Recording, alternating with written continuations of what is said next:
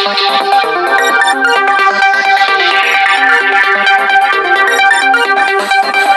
तो चुनावी मौसम है और हरियाणा में कुछ इस तरह की अब एक वो बन गई है कि क्योंकि लोकसभा के कुछ महीने बाद ही असेंबली का आ जाता है, तो करीब लगातार 6-7 महीने जो हैं वो पूरा प्रदेश जो है वो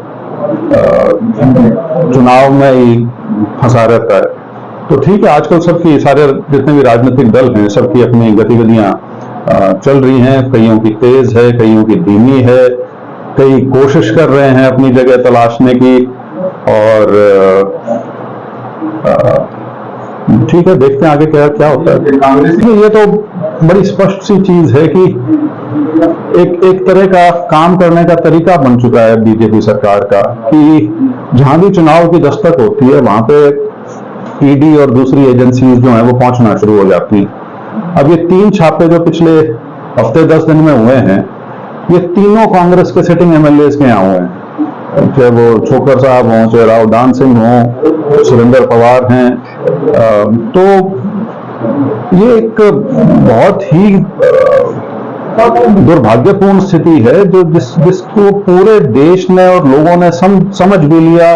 और जो लोकसभा के चुनाव थे उसके अंदर आपने नतीजे देखे। खासतौर पर मैं इसमें हमेशा उदाहरण करना इसका महाराष्ट्र का लेना चाहता हूं, क्योंकि वहां जिस प्रकार से इन एजेंसीज के डर से या इनके दबाव से जिस प्रकार से पार्टियां तोड़ी गई, जो सरकार थी उसको गिराया गया, 2 बड़ी पार्टियों को तोड़ा गया, लेकिन लोगों ने इसको बिल्कुल नकार दिया वहां पे।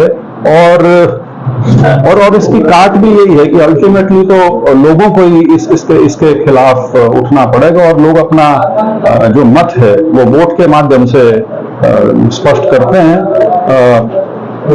ये दुरुपयोग जो है एजेंसीज का, ये एक बहुत ऐसी परिपाटी है जो राजनीतिक व्यवस्था को दूषित करती है, उसमें कटुता पैदा करती है, क्योंकि ये चीजें ऐसी नहीं है कि आज होगी और कल को लोग भूल जाएंगे। तो इस प्रकार की चीजों से सरकार को गुरेज करना चाहिए। और खास तौर पे ये सारी इस प्रकार की जो भी चीजें हैं वो इलेक्शन से पहले क्यों याद आती हैं। ये आप 2 साल पहले भी कर लेते हैं इस कार्रवाई को, लेकिन सारी की सारी चीजें ये इलेक्शन के समय में आती हैं और ये बिल्कुल राजनीति से प्रेरित है, ऐसा नहीं होना चाहिए। देखिए, मेरे जानकारी में नहीं है कि हरियाणा में कांग्रेस ने कभी भी गठबंधन में चुनाव लड़ा हो। सिर्फ पिछला लोकसभा जो चुनाव था उसमें आम आदमी पार्टी के साथ, क्योंकि इंडिया राष्ट्रीय स्तर पे जो एक गठबंधन बना था लोकसभा की रू से, खासकर क्योंकि भारतीय जनता पार्टी और नरेंद्र मोदी जी को राष्ट्रीय स्तर पे एक चैलेंज पेश करना था सारे विपक्षी दलों ने, सो उस नाते जरूर एक समझौता हुआ था। अदरवाइज हरियाणा में कांग्रेस को किसी समझौते की जरूरत नहीं है। हरियाणा में कांग्रेस बहुत बड़ी पार्टी है, मजबूत पार्टी है, हमेशा से रही है और अपने बल पे चुनाव लड़ने में पूरी तरह से न सिर्फ सक्षम है, बल्कि इस बार तो जिस प्रकार के हालात हैं बहुत बड़ी जीत भी निश्चित लग रही है। देखिए, अब ये जांच फाइल 10 साल से चल रही है, कोई नई चीज तो है नहीं, लेकिन इसकी भी टाइमिंग वही है। ये आई थिंक ढींगड़ा कमीशन वाली आप बात कर रहे हो, हालांकि उसमें मेन चीज तो ये है कि वो हाई कोर्ट के माध्यम से एक चीज आई है जिसमें उन्होंने अपना मत रखा कि ढींगड़ा कमीशन ही दोबारा से कार्रवाई शुरू कर सकता है, जहां उन्होंने पहले अपनी रिपोर्ट जो पेश की थी उसको हाई कोर्ट ने नहीं माना था क्योंकि प्रोसीजर फॉलो नहीं हुआ था। तो उन्होंने कहा कि अगर वो प्रोसीजर को वहीं से शुरू करें जहां से पहले चूक हुई थी, तो यही कमीशन दोबारा चालू रह सकता है। लेकिन इसके बाद इस पर कार्रवाई कोई नहीं हुई है। ये सिर्फ हाई कोर्ट का एक मत था, उसके बाद शायद इसको चैलेंज भी किया गया था जो रिजेक्ट हो गया, लेकिन सरकार की तरफ से भी ऐसा कोई कदम नहीं उठाया गया। मैंने तो उदाहरण दिया आपको, महाराष्ट्र तो बहुत बड़ा स्टेट है और वहां तो बिल्कुल पार्टियों को तार कर दिया था, तीनों पार्टियों को, कांग्रेस को भी, शिवसेना को भी और एनसीपी को भी।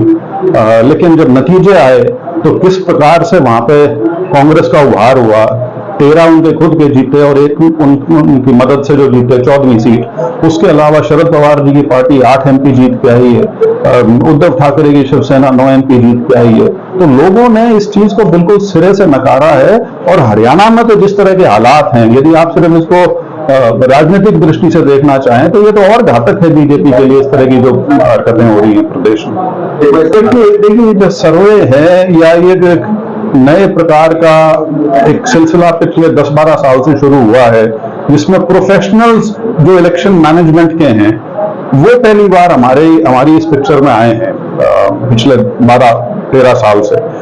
अमेरिका वगैरह में तो ये 50-60 साल से सिलसिला चल रहा है। तो वो भी कुछ नई टेक्निक्स हैं, नए तरीके हैं, कई बार वो कामयाब भी हुए हैं, तो उससे जो राजनीतिक दल हैं या नेता हैं वो प्रभावित भी होते हैं। बाकी लेकिन जो पॉलिटिकल पार्टी कौन कैंडिडेट अच्छा है नहीं है, उसका सबसे बेहतर आकलन तो पार्टी और पार्टी का जो नेतृत्व है वही कर पाता है। हाँ, सर्वे वगैरह जो हैं वो उसमें सहायक भूमिका निभा सकते हैं, लेकिन मेरा ये मानना है कि ऐसा नहीं हो सकता कि ये तो सिर्फ, क्योंकि सर्वेज, अब सर्वे कौन कर रहा है, किसके लिए कर रहा है, किस प्रकार का वो अपना तरीका अपनाते हैं सर्वे करने का, तो ये सारी ऐसी चीजें हैं जो जिन पे आप सवालिया निशान हमेशा लगा सकते हो। एग्जिट पोल ही ले लो, सबसे बड़ा एग्जिट पोल तो एक वो चीज है जो ये माना जाता है कि 10 में से 9 बार ठीक होनी चाहिए, क्योंकि वोट डलने के बाद का है, उस समय ओपिनियन नहीं है जो चेंज हो जाएगी, वोट डाल के लोग आए हैं, तो वो भी जब मैनिपुलेट हो जाता है या रिग्ड हो जाता है, जिस प्रकार से हमने देखा राष्ट्रीय चैनल जो हैं 11 चैनलों के एक जैसे एग्जिट पोल थे और सबकी पोल पट्टी खुल गई उसके बाद। तो सर्वेज की अपनी एक भूमिका है, लेकिन ये नहीं हो सकता कि सिर्फ वो एक इकलौता आधार बने कैंडिडेट सिलेक्शन का। पार्टी के अंदर जो लोग हैं जिन्होंने काम किया हुआ है, जो जिनका लोगों में एक प्रभाव है, वो पार्टी का नेतृत्व जो है वो उसको बेहतर समझ सकता है। मैं इन चीजों को कतई अहमियत नहीं देता, क्योंकि मेरा मानना है अग्निवीर योजना सिरे से ही गलत है। अग्निवीर योजना जो है वो मुझे इसको कहने में कोई झिझक नहीं है कि वो फौज को कमजोरी देने लग रही है, क्योंकि 6 महीने की ट्रेनिंग और 4 साल की नौकरी, आप किस प्रकार का उसमें डिसिप्लिन ला पाएंगे, किस प्रकार का आप जो एक फौजी की अपनी यूनिट के प्रति जो एक उसकी भावना होती है, जो वफादारी होती है, जो जज्बा होता है, वो इतने छोटे समय में इस तरह से नहीं पैदा किया जा सकता। और मेरा हमेशा से मानना है कि ये सिर्फ और सिर्फ जो पेंशन का खर्चा है जो फौज पे जाता है, उसको कम करने के लिए ये इतनी बड़ी योजना एक लाई गई है, जिससे पूरा फौज का जो स्ट्रक्चर है भर्ती का, वो सारा का सारा तहस नहस कर दिया और एक नई तरह की स्कीम लाके शुरू कर दी है। और आप खुद बताइए, एक ऐसी फौज जिसमें सैनिक ही 2 प्रकार के हो जाएंगे, जो इकट्ठे बैरक में हैं अदरवाइज, या फ्रंट पे हैं, लड़ाई के समय हैं, और मेरे साथ वाला रेगुलर है जो कल को यदि उसके साथ दुर्भाग्यवश यदि शहादत प्राप्त करता है, वो उसको सारी पेंशन मिलेगी, उसके परिवार को एक सर्विसमैन का दर्जा तो रिटायरमेंट के बाद मिलता है, शहीद का दर्जा उसको मिलेगा, उसके साथ और बहुत सी चीजें जुड़ी हुई हैं जो उसको मिलती हैं। जबकि एक जो अग्निवीर के साथ यदि कोई इस तरह की घटना हो जाए तो उसको शहादत तक का दर्जा नहीं, शहीद का दर्जा नहीं मिलता, उसको सिर्फ एक उसके परिवार को एक कंपनसेशन के रूप में दे दिया जाता है। उसमें भी बहुत बड़ा कंपोनेंट जो है वो इंश्योरेंस का है। तो इस प्रकार की व्यवस्था आप जो इकट्ठे कंधे से कंधे लगा के जो जवान जो लड़ रहा है, उसमें ये भेदभाव हो जाना अपने आप में एक बहुत चिंताजनक विषय। नहीं, वो तो देखिए कांग्रेस ने वैसे तो हाँ वही कांग्रेस ने तो वो जनता मांगे हिसाब के नाम से एक पूरी मुहिम शुरू भी की है, जिसके अंदर जो मुद्दे हैं वो उजागर किए जा रहे हैं।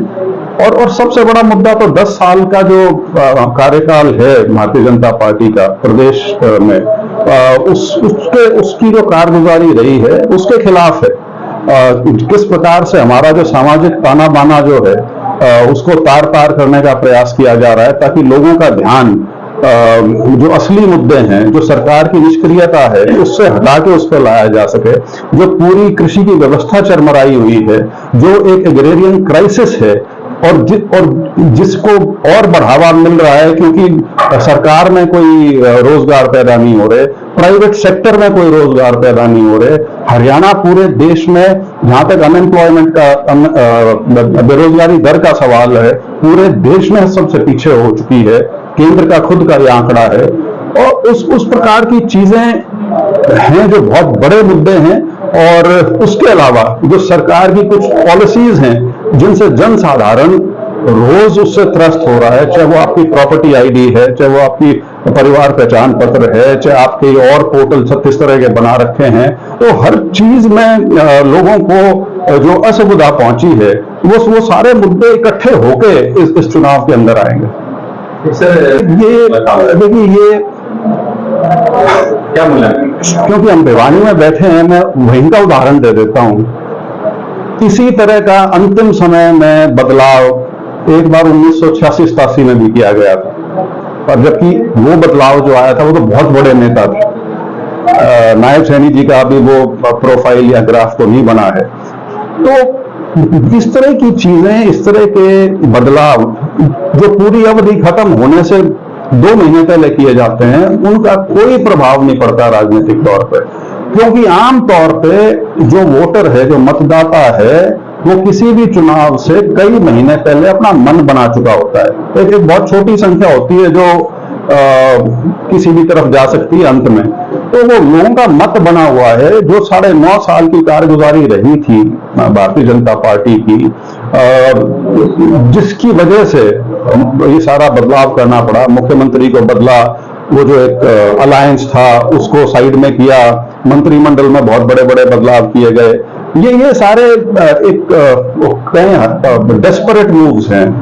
अंतिम समय में किसी प्रकार से अपनी जो स्थिति को, जमीन जो खिसकती जा रही है, किसी तरह से उसको रोक पाए, ये सिर्फ उसके प्रयास हैं। और इस प्रयास में सबसे बड़ी सोच जो है वो ना तो प्रशासनिक है, ना वो प्रदेश में कोई सुशासन देने की बात से संबंधित है,